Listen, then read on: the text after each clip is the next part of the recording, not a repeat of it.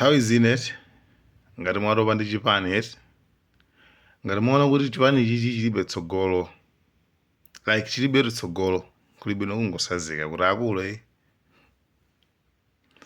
chipani chanuchi chilibe tsogolo ndikusanzika now ndikamba kwa amene muli maudindo mmachipanimo kwa anthu ma supporters and it's fine because umangopanga shift susazikaso yani ngasi ulibe dzina kwa tingolekeza kwa anthu amene muna ma MP ka machani ka mashado councilor ngati muona kuti chipani chichi sichithandiza like chilibe tsogolo mwaulemu kungonyamuka sazika kulo ndikunyamuka ndikupita ndikalowa chipani chakuti koma masati zimupanga apazi ya ichi sichilungamo yachi taona akuluakulu ine ndi shadow councilor Mark Kamjenje Bota ndayimira chipani cha PDP uyu ndi nzangayu Joseph Kapila from Chitipa Nthalire anyamata ku Nthalire oganiza boko kwambiri nkhani ndi yakuti pa 16 osakaphonyesa osakapanga mistake koma tikavotere ndani adadi yomweyo olo adadi wakakhala ali pa oxygen tiye tikangochonga kaya kakhala kuti akunyamula pawiri ba tiye tikangochonga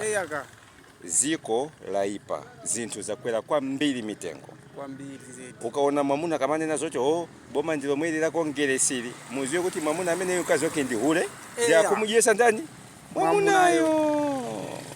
komano mwamuna uta masaka kwa pasa kazi yake tiye ana ake amalipira fees malenti chani tapanga ni budget ya civil servant amene kulandira 400,000 amene yoyo ali kundende yoyende kwambiri ndesi tikufuna zimenezo ya ine ndi wa PDP abwana anga nankhuma kumene muliko ineyo ndine councilor wanu koma pipe pa dadi basi inuyo tipangaza 2030 panopa igemu isufunika nthumbidwa yayi anani na professor Thapita Mthalika pepani bwana ndayankhula mola kuika kayabuti chosa kuchipaniko koma ifeyo ndi ananu tiye ntipite kai kwa dadiko zinazo tikambirana pambuyo ndikhale pati magayi ndikhale pati nenani ndini ziko mwa asakwere mtengo ziko munomo tizatenga ndalama kupeya okapa yopanga shuka yopanga fetereza kuti no zinthu zofunikira pa moyo wa munthu zisakwere mtengo malayi muno ndikamba izi pachonena kuti no aliyense akuyeneka kuvomereza aliyense akudziwa kuti ngati pali nthawi yomwe malayi akumva kuwawa nthawi yake ndinoyi pali ndondomeko zambiri zomwe zilipo tikhoza kukamba dzuwa lonse ndikumaliza komano poti tili mu nkhani ya chisankho chomwe ndabwerera pano sindikanapita ku chisankho pa 16 pano ndisanafike kuno kuti no ndikuoneseni kapena ndisimikize kuti mukamuona Samim akuyima amene ndimwe akuyimira kunoko ineyo mavuto omwe ali kuno aja kaya mavuto amadzi akumwa mavuto amaskulu mmene anenera amfumu aja ndi mafumu ena onse chifukwa chawo amayankhula wawo mafumu onse amene aja azafuna kuti kuchoke munthu kuno yemweno muzamutuma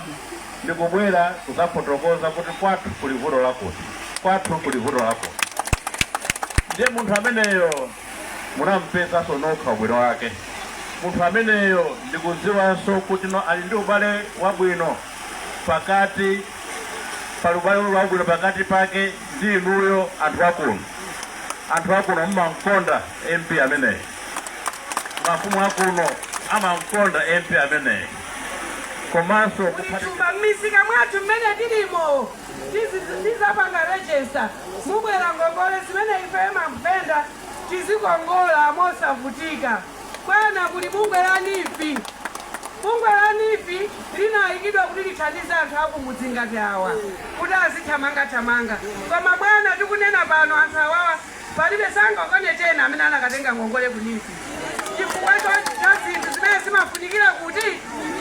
akukongola ndalama zimenezi ndi anthu amene ali kale pati pa ntchito anthu amene ali ndi ndalama kale zambirimbiri ndi amene akukongola ndalama ziti ife amene tikupanga